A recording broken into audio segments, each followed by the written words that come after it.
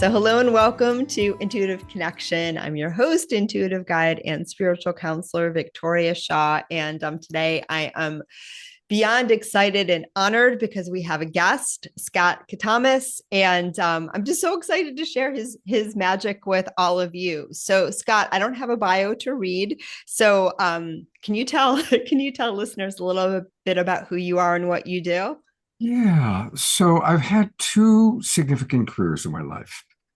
For the first 30 years of my adult life, I made my living as a writer, director, and producer, mostly of educational television. I did a lot of work for teenagers for many years, then kind of morphed into doing shows of a more metaphysical and kind of out there mystery nature. Was successful, won 3 Emmy Awards, produced hundreds of hours of nationally broadcast television. And then my life kind of changed in the year 2000 when I met Dr. Marshall Rosenberg, the founder of Nonviolent Communication, also known as compassionate communication.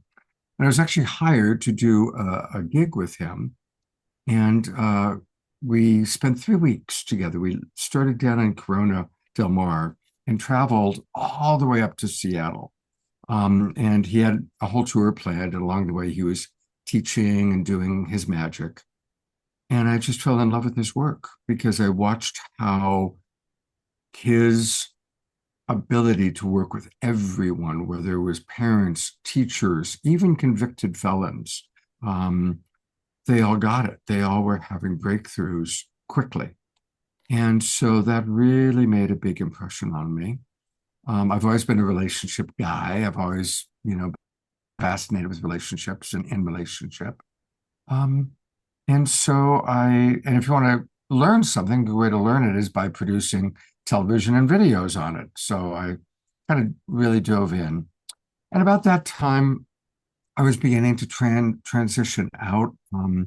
My wife lived in Marin County, and she really wanted me to be with her, and I wanted to be with her, and I preferred Marin to Los Angeles. And so I kind of was already transitioning out of the LA producer role.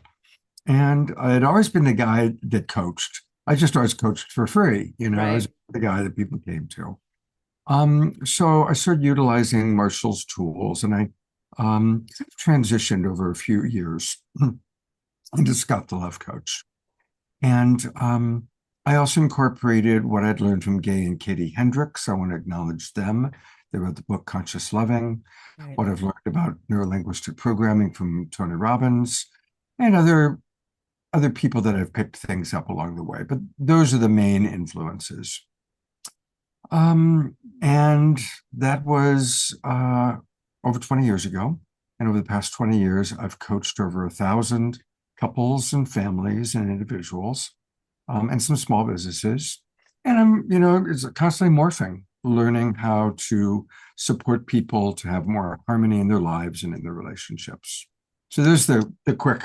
That's a beautiful story, a beautiful journey. And listeners don't, well, Scott knows this, but listeners don't. I had the opportunity to see you in action not so long ago here in Encinitas. And you blew me away. You blew me away watching you work and watching the level of presence that you had with people. I mean, it was really beautiful. And the way, there was a lot of questions and answers around communication and compassionate communication that people were asking. And the way that you so respectfully met people where they were at.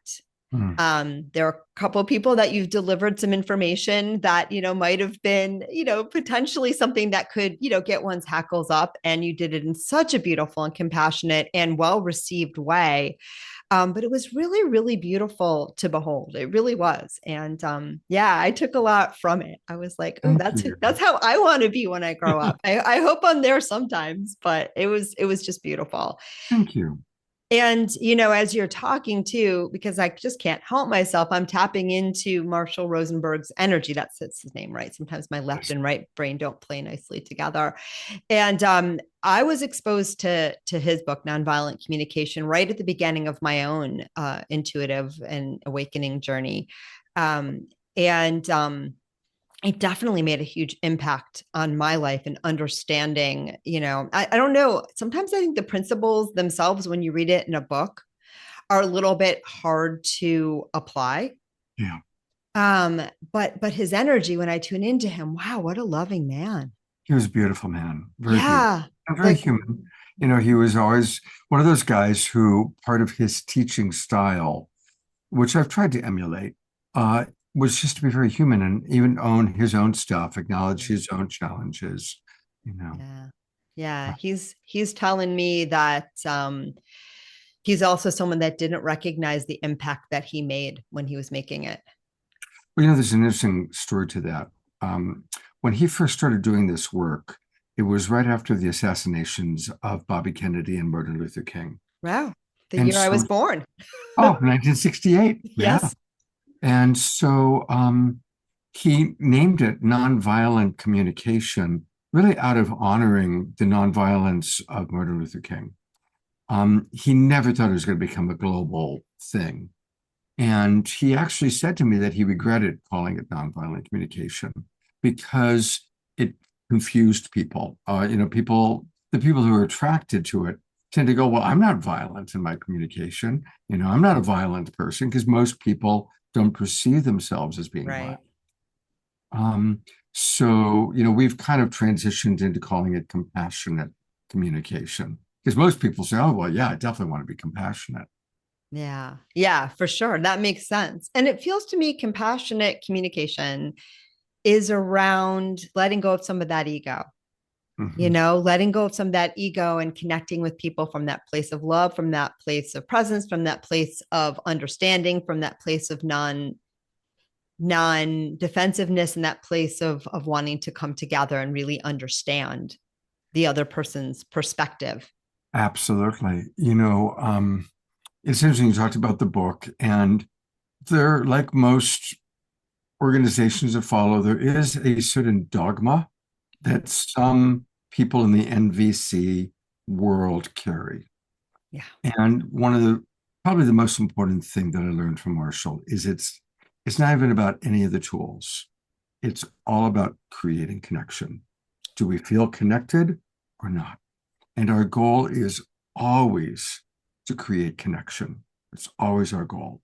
Now, he has provided some really wonderful tools, which honestly I've kind of taken and adapted and evolved in my own way. That are great, but it's not about teaching, and it's about, do you feel connected? Yeah. Are we with each other? And that does come from being in presence and really feeling the person's experience, recognizing that we're leaving the world of right and wrong. There is no right or wrong or good or bad in relationships. Um, there's just people trying to get their needs met and people having feelings, and often they're uncomfortable feelings. That's just beautiful. And I think, I don't teach through those sets of tools though. And I remember reading the book myself, and I think the first thing it was a revelation because I was definitely a violent communicator. Like I didn't, you know what I mean? Like there were things that I was like, oh, wait, I never thought this would be a problem, but like I get this. I get why this isn't serving me and this isn't serving me in my relationships. And that I was also like, had a young family. So I had always felt such a call to get that right, with my kids. So that was the biggest piece. But I realized, wow, my conditioning and the way that I talk to people like isn't out aligned. And so that was a big wake up call. I don't think I felt like I had done something wrong up until that point, but I did feel like, wow, there's something better out there. There's something more. So it opened a door for me for sure. But then the nitty gritty of trying to follow it all made my head hurt. Right.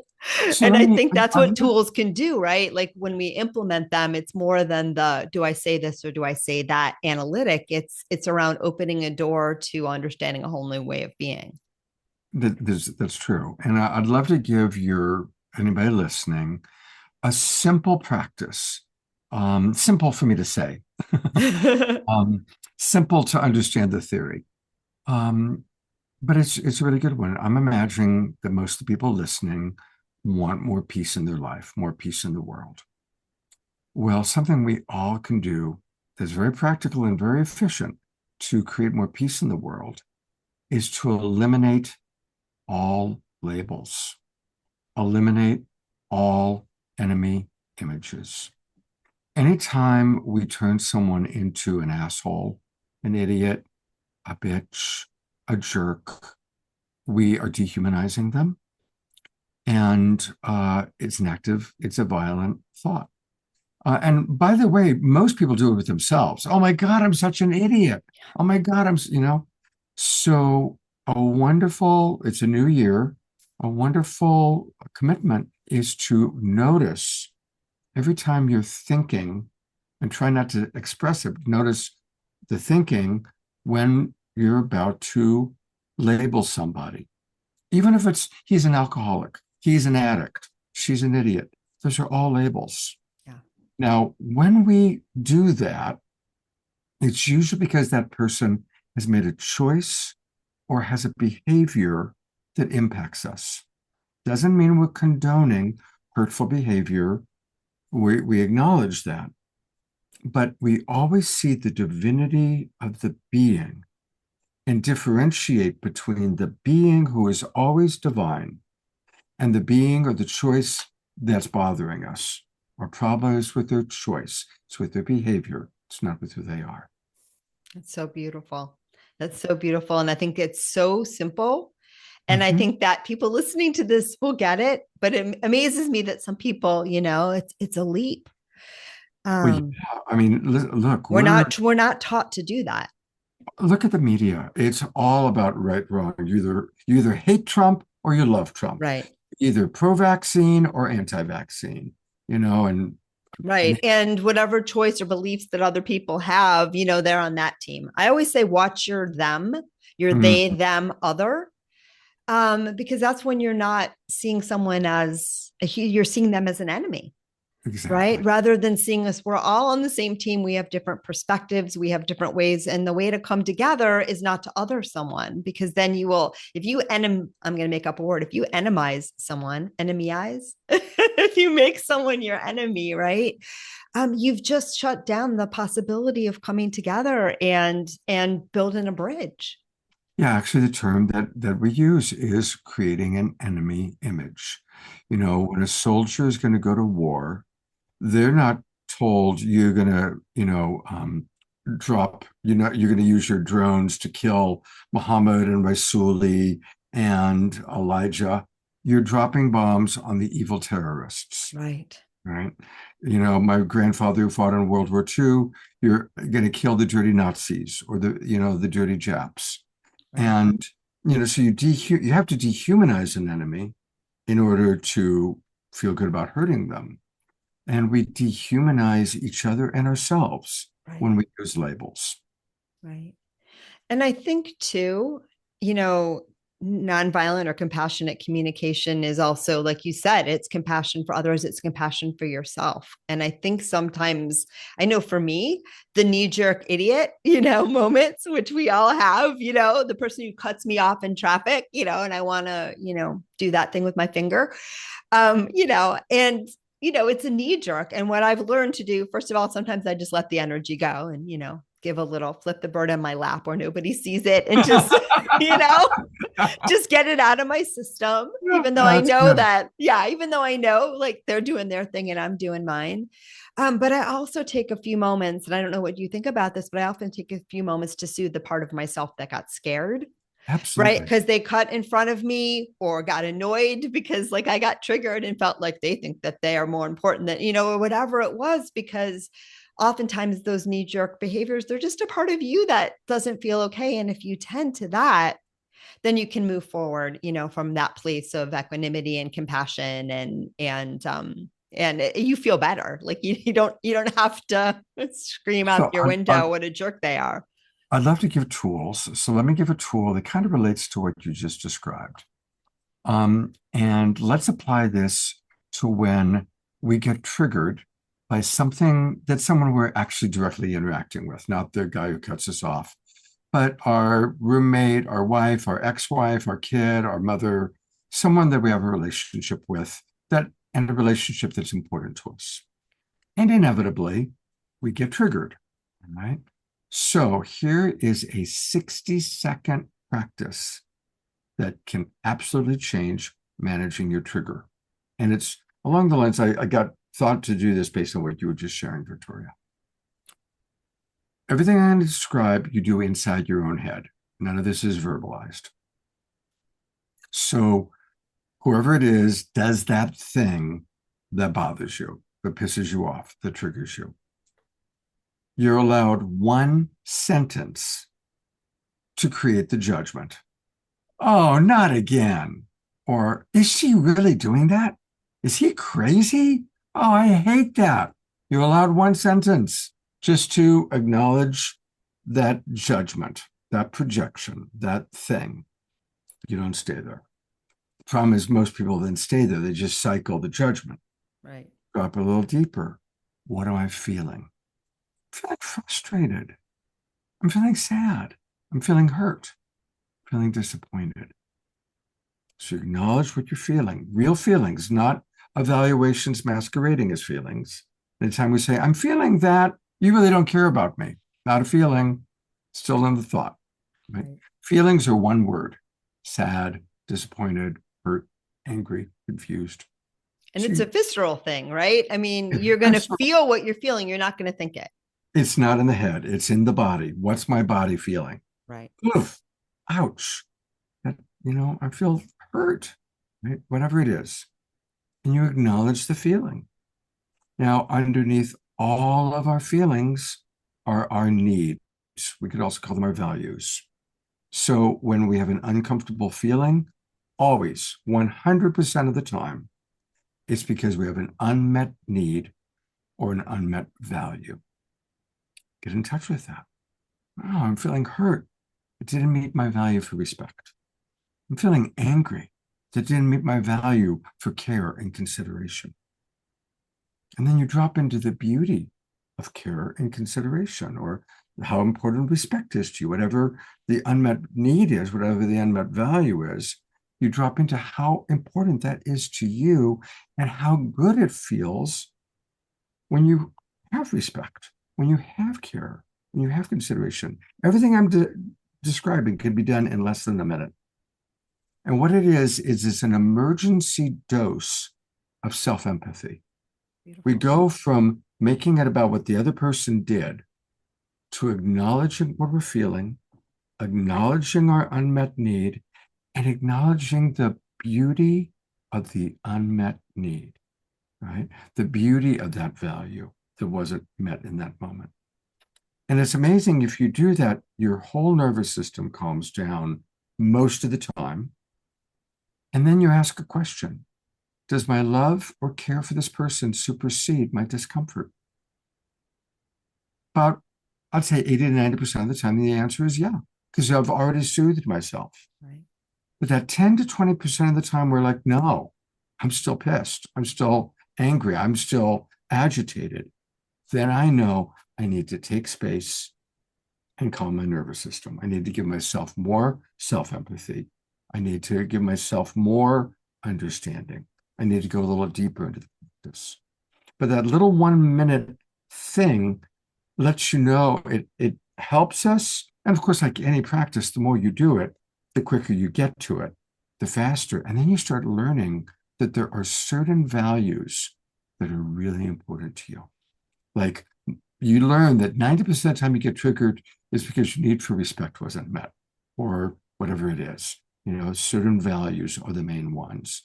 So we take it away from the other person being bad or wrong, and it becomes a practice of understanding ourselves and taking better care of ourselves. What about when that need for respect, right, is a projection? So I'm getting triggered because I feel like you're not respecting me by this behavior, right? Like people cut in front of me on the highway. They're not I don't know really if they're respecting me or not. I have no idea what they're thinking, right? It has nothing to do with me. Absolutely. So what do you do with that? So here is, I call this my first commandment. Okay. It sounds a little biblical to be playful, but there's truth there. Thou shalt not react to an interpretation or projection of another. And just think about it. Make that a mantra. I'm not going to react to my interpretation or projection. Because you know what, Victoria, you actually hit the nail on the head. Almost all fights between people who love each other, the couples I'm working with, Right. or the families I'm working with, they start with that.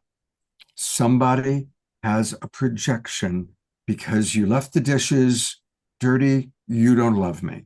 Because you didn't, I sent you three emojis and you only sent me one emoji, I love you more than you love me. I mean, really silly stuff. I had a couple 2 days ago now, 2 nights ago, emergency call, Scott, we need your help. It was about a 10-minute difference. She thought something was starting at 8:30. He thought it was 8:40. He was still making his smoothie when she was ready at 8:30, and she lost her shit because she interpreted him still making the smoothie and not being there on time at 8:30 as a lack of respect. But I think from what I hear you saying is if she can tune in that moment and go through the process where she can say like, I go through this process and I understand my value for feeling respected. It has nothing to do with him. It has Absolutely. nothing to do with that behavior. You can go back and say like, wow, friend, when you're not ready on time, I don't feel so great. Yeah, But you're doing it from you're releasing the punch because you're not projecting what's hurting in you on them anymore. You're soothing exactly. that, you're honoring that, and then you're in that calm space that if you do need to have a conversation, you're having it from like a more even and solid footing. Yeah, for the purpose of understanding each other, Yeah, not for the purpose of making the person wrong. right. Right. Or I feel too a lot of times when I work with people, in their mind, they have this belief, I'm wrong or you're wrong. Either usually we don't want to be wrong, so Right. we're working to make them wrong, and then other times we figure we're always wrong, and but eventually we still don't want to be wrong. It just causes so much problem in our brains, and oftentimes I'm like, how about nobody's wrong, and you have your Uh, perspective and they have theirs, and you have to honor your perspective and your feelings, and kind of get through that, and when that smoke clears, then you can figure out what you want to do about this. Absolutely. We ideally, especially in our important relationships, we only talk about the hard stuff. We only talk about the differences when we're both centered. How do we know if we're centered? I care equally about what you have to say and what you're feeling as I do about expressing myself, right? You're, I want to hear you just as much as I want to speak. And until I'm in that place, I need to do more self reflection. I need to do more calming of my own nervous system. Holy cannoli, that's ginormous. Can you just say it one more time? Because I Yeah. think everybody really needs to hear what that means and Yeah. what that sounds like, because I don't think we get there enough. Differences are inevitable. The more time you spend with anybody, no matter how much you love them, the more differences are going to arise. In a mature relationship, in a healthy relationship, again, our commitment is connection, not being right or wrong. So when we have to talk about a difference, we both come to it well resourced and equally willing to hear the other as well as to express ourselves. We are seeking and we're committed to mutual understanding. Mutual understanding is the prime directive. It's beautiful. And that process again of getting centered in yourself and hearing yourself and feeling yourself, and then remembering that you love this person when you're ready, that's going to get you centered, right? And I want to acknowledge that some people naturally get centered quickly. Some people have learned how to get centered quickly. But I want to speak to anybody out there who's listening who gets triggered quickly and struggles with that. It's probable that you've had experiences in your life that have put you into a position where you have uh, you feel like you have to keep your eye out, right? Um, and and that's a client that I'm working with had an alcoholic father, and so it wasn't safe in her home. And so for some people, there's nothing bad or wrong with you. You're not broken if it's harder for you to get centered, right? It just means that you've had more trauma in your life. You have maybe variations of PTSD, and you have a low grade anxiety, perhaps, or you have a just needing to watch out, needing to keep an eye out. And that's become part of your practice. Our reptile brain isn't bad.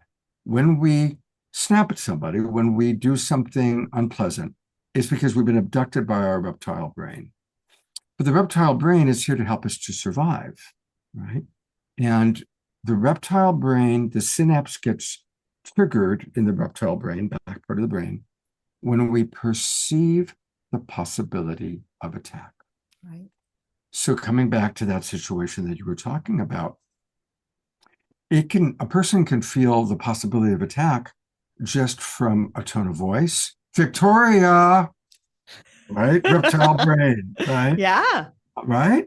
Um, there's a an example that's interesting. Let's say John and Sally have a great relationship. They're happily married. But 3 months ago, they got into a really terrible fight. Worst fight they've had in a year. That particular day, he happened to be wearing a purple sweater. 3 months later, he's getting dressed in the morning. He happens to grab that purple sweater. It means nothing to him. He's not thinking about the fight. He comes downstairs. Sally's making breakfast. She sees the purple sweater. Her reptile brain remembers purple sweater and John dangerous. And she barks at him. What is it now? He's like, what's wrong with you? Nothing. Next thing you know, they're off to the races because they both reacted. And the initial reaction was unconscious. Right. We can react. How many times have you had somebody go, don't make that face? Right.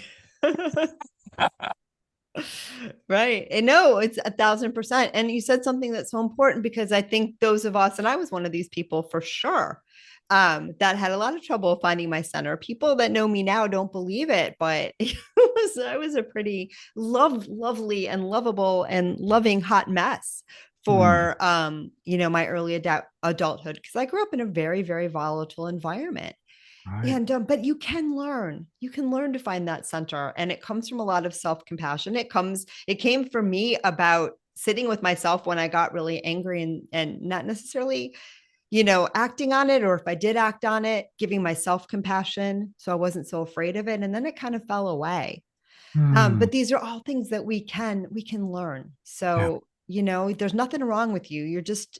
We're all a product of our environment, of our conditioning. We're all here learning and growing exactly how our spirits want to learn and grow, and it's just about showing up every moment and plugging yourself into whatever your highest guidance is at the moment and moving from there. And I'm so glad that there's people like you out there with this toolkit available for people because it's life changing.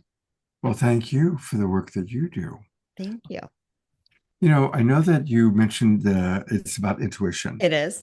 And so I'd love to kind of go there for a moment, if that's all right. Absolutely. So thank you for the wonderful compliments that you made at the beginning. And I'm glad that you enjoyed my relationship satsang evening. What I try to do that anybody can do is become a clear channel for spirit to flow through. And so I've got my toolkit, like based on our conversation. I've already pulled out a few tools in this conversation. So, they're back there. There's like the different tools that I pull out. But first and foremost, my mantra is I'm a clear channel for spirit to flow through. I'm a clear channel for spirit to flow through. And we all have different ways of doing that. For me, it was literally just saying that mantra. I've said it thousands of times in my life. When I'm in a situation where I don't know what to do, it's like beyond my pay grade, it's beyond my, scale of experience.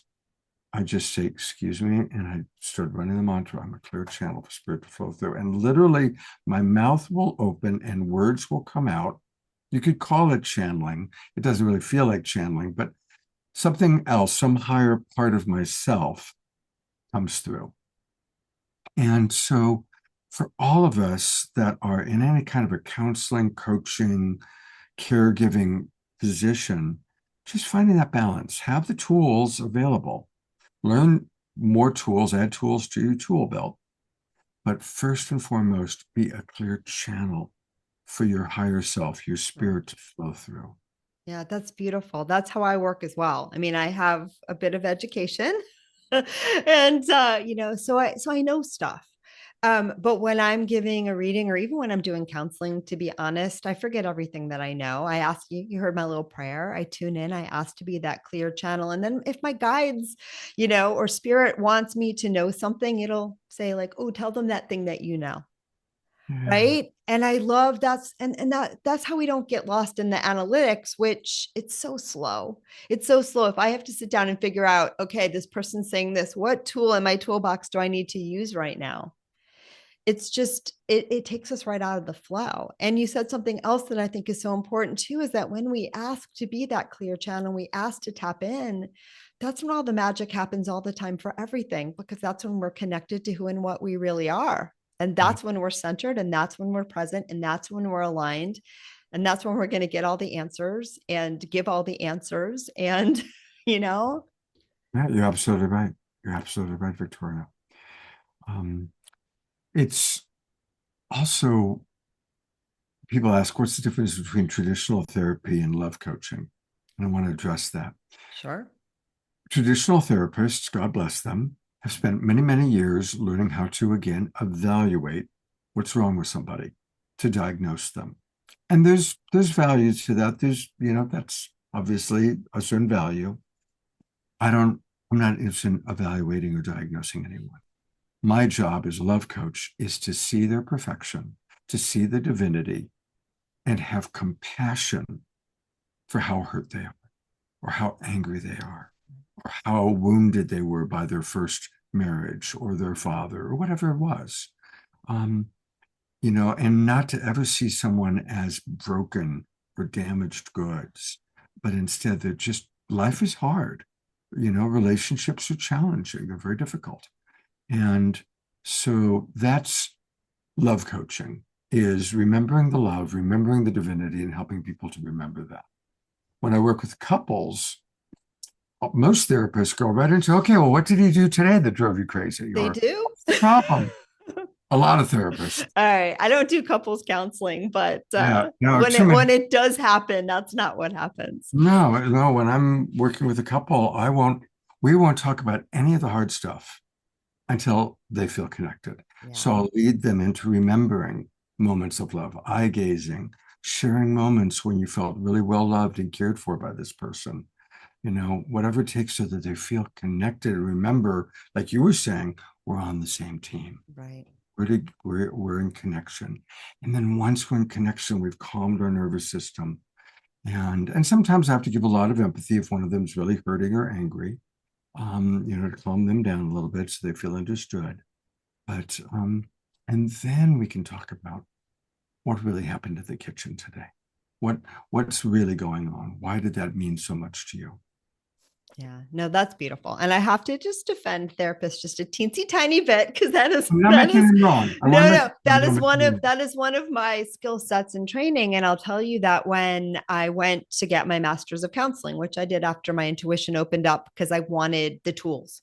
I wanted to learn to listen. I just at that point, I already had a PhD in research psychology, and I felt like I need to know more stuff. I don't know if I would have made the same series of choices today, but I walked into the counseling office at the closest university that I could find, because I had two little kids and I wasn't, going to make myself crazy. And, she said to me, well, the theory of counseling is that people are whole and well, and they have all the answers and everything within them to heal. And that, we just support them on their journey.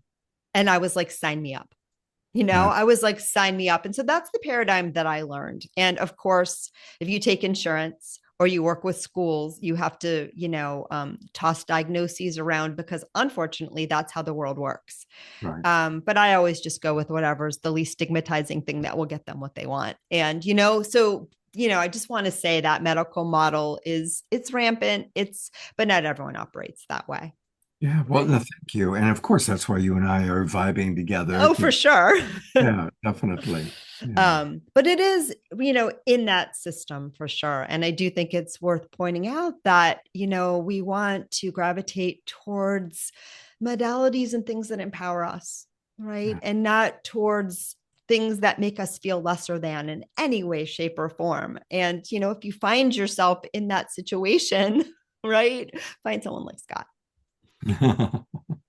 Thank you, Victoria. Yeah, no, it's huge. I want to, before we start to wind down, talk about boundary setting Ah, because it's kind of huge. And it's something that I work with a lot, where a lot of my clients, and this is probably my story too. I didn't grow up in a family where boundaries were allowable, at least not for me to set. You know, it was literally impossible. mm, And I can speak freely now because both of my parents are in spirit form, so now they know. But I had one parent in particular. It wasn't going to ever happen, and so I didn't really learn what a healthy boundary was or where to put it. And when I started setting boundaries with this person, that this person no longer wanted to be in my world. mm.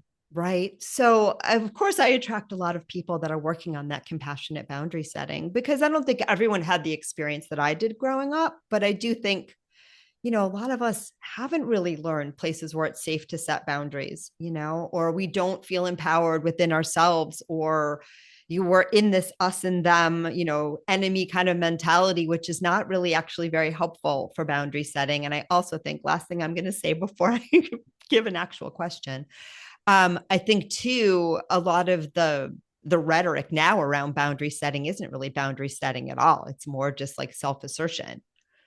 So anyway, back over to you. Can we talk about compassionate boundary setting and what Okay. goes into that? Yeah. So first of all, setting boundaries with compassion is an art form. Yeah. It really is. Some people know how to set a really clear boundary, but they kind of come across strong and aggressive and hurtful, and Yeah, other people just give in. Way back when I was about, I don't know, maybe 15 years ago, I used to have, when people were using cassettes, I had like 20 cassettes on different topics. And I'd set up my little table at, where I was doing my thing, teaching workshops, whatever. My cassette called Setting Boundaries with Compassion outsold all the other cassettes like 5 to 1.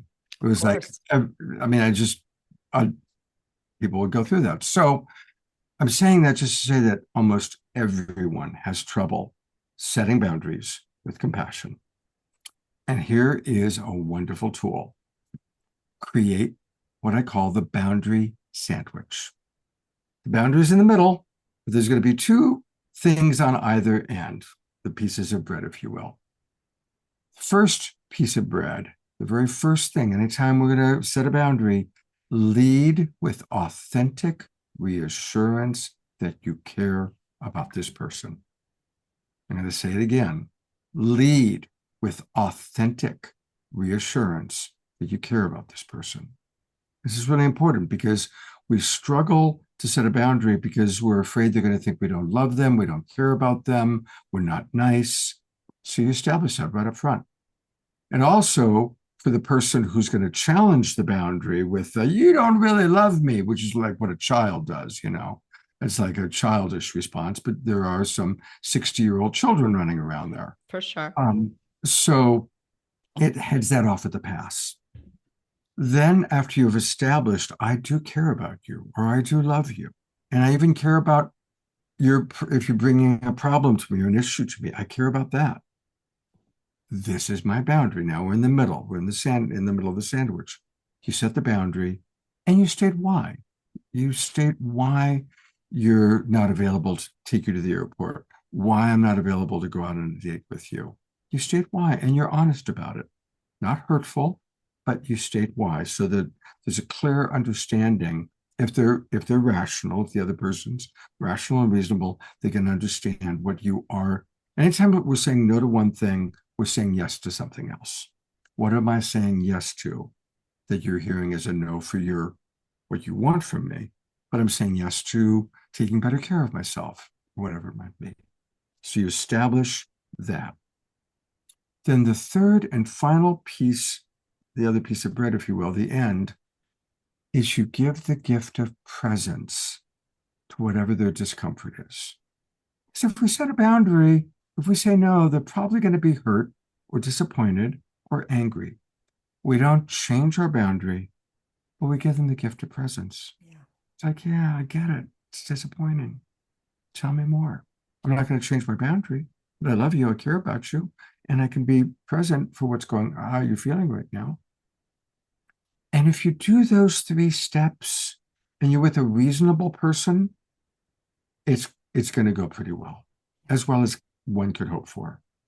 If you're with an unreasonable person, well, then that's where then you need to maybe repeat one time each of those steps. You might have to repeat each one of them. Maybe didn't get through, you know. And then if they're still pushing, then you need to, create a stronger boundary. I'm sorry, but now I'm setting another boundary, which is I'm concluding this conversation. You know. I think if every parent could learn to do that with their children, we would have a completely different world. Right. Absolutely. Especially step three. I think the most horrible thing a parent can say to a child is because I said so. Right. Because I said so really sucks, right? It's not it's not reasonable, it's not fair, it doesn't create greater understanding. It's just a domination tactic. Yeah. And I think too, I teach parents a lot of times as well. It's okay without burdening your children, of course, but it's okay to say what you need, right? Yeah, Like, yeah. it's okay to say, I know you'd like to stay up and read 10 more stories, but mom needs some mom time now before I go to bed. Mm-hmm. So I'm going to like turn off the lights now and go back to my room, and I love you. Right. And then let the child have their experience. But oftentimes we blend that. Mom doesn't want to say, like, I need this. So mom says, like, you need to go to bed. Right. You Right. know, And it's very I, confusing. I always encourage parents to let your children take good care of you as well, right? Huge. Let them know what you need, so they don't grow up with this idea of, oh, well, I'm just going to, receive, receive, receive. Um, my favorite quote from Marshall Rosenberg is, the greatest joy in life is being of service to others. The greatest tragedy is not knowing that. And a parent who doesn't train their children to be of service to other family members is robbing the child of that beautiful joy of being of service. And we see it in well-meaning parents that spoil their kids, and then the kids just think that everything comes automatically. Right. Um, and then they're shocked when it doesn't. Right. Yeah, for sure. Or the parent that confuses, like a lot of times, I think, again, we tell our kids what they should feel because it's convenient for us. Right, Right. Because we can't own what we need. right. Right. So it's huge. And that presence, I mean, it comes back to that for me always when we can be present with ourselves and we can be present with others and we can, work through whatever's getting in the way of that so that we can learn what it feels like and learn how to get back there. I mean, we're going to change the world. Isn't that at the heart of nonviolent, compassionate communication? Absolutely, absolutely. One quick tip, if whether you're a parent or if you're someone that gets uncomfortable when somebody you care about is uncomfortable, when your wife is crying, when your child is angry, you have to manage your discomfort before you even try to connect, right? Amen. Manage your discomfort first. Because again, the father says, don't cry, boys don't cry. Well, he just hasn't managed his own discomfort with crying, Right. right? So we have to learn how to, and when we care about somebody and we love somebody, we want them to be a certain way. When they're not being that way, it's not about changing them. It's about, why am I uncomfortable with that? Why is that hard for me? It's beautiful. Scott, I could talk to you forever. And And we've run out of time. We are, but I'm really sad because I could pick your brain for a million years. And I'm sure listeners are going to feel this too. Just being in this guy's orbit feels so delightful. I really don't want it to end. Um, but I also know that there's algorithms and reasons why we can't talk for 2 hours. Okay. So, We'll and talk for also two sometime. I want to, we're not talking, but you know what I mean. And I also want to leave people wanting more. So they will seek you out and learn about all your magic. You do another cool thing that I want you to share about. You do the Awakening World show, which I've been a guest on, which is remarkable and amazing. Can you share just a little bit about that? Because I'm sure people would want to check that out as well. Yeah, for almost 5 years now, I've been hosting and producing an online show called The Awakening World. It's now called The Awakening World. And we have amazing guests. Like last night, we had Pato Banton, who's a international reggae star, and his wife Antoinette. And then we had other wonderful guests. And the shows are always inspirational, and we always have great music. So you'll hear somebody speak, and then there's music, live music.